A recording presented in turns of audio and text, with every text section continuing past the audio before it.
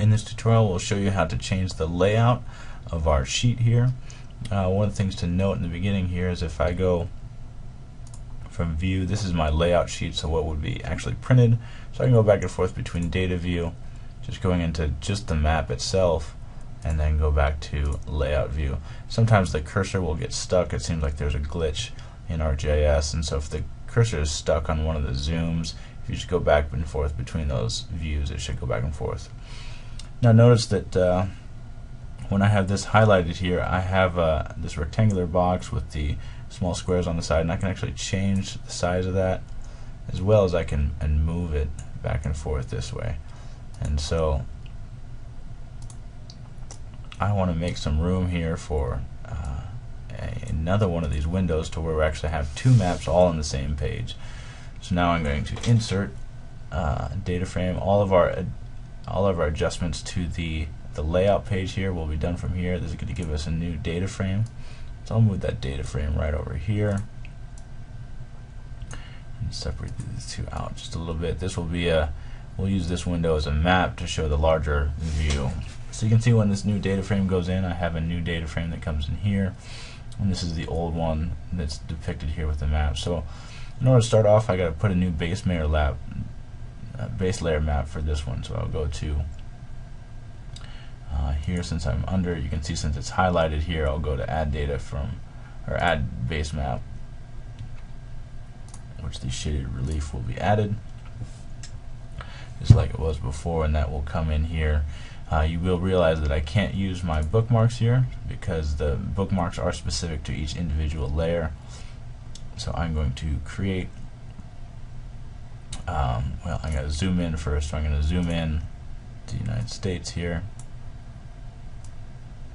Zoom in. And I'll go ahead and click on boundaries to show the distinction of the United States there.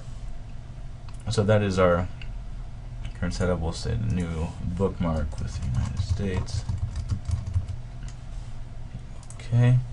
And so now we have two of these. Now I also want to add titles and some text into here, as well as some dynamic text, which is we'll show you here. So we'll go to insert here, and of the options you can put legends and titles. We're just going to put in some text here, and you can see when the text box comes in, it comes way down here real small. So we'll just call this Washington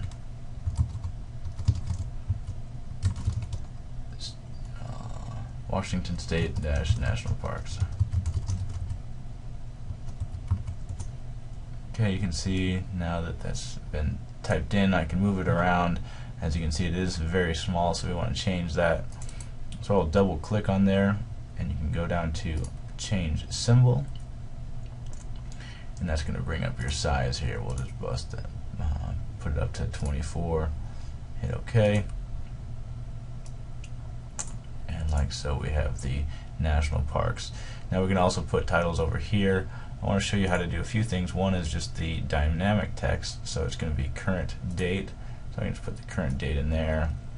These are all things you can change later by moving them around, changing the side, double clicking on things. That will, you can double click, you can see the change symbol here. Again, I could go in and change the size, and I will also go in and insert a legend.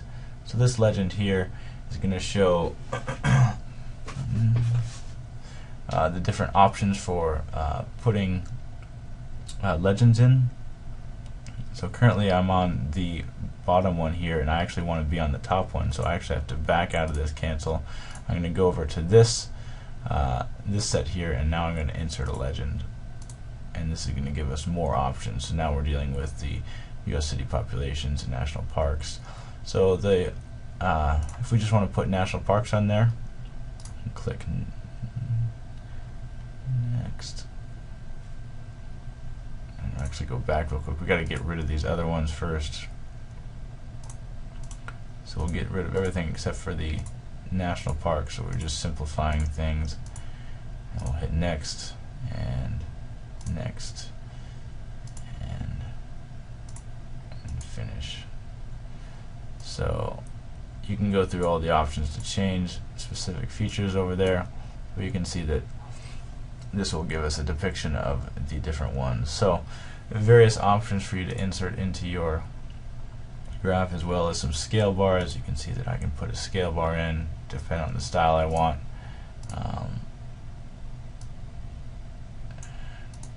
And so we can put it on and realize that depending on which layer you're clicked on at the time, that's how things will come through. So here again, I'll just bookmark this to Washington.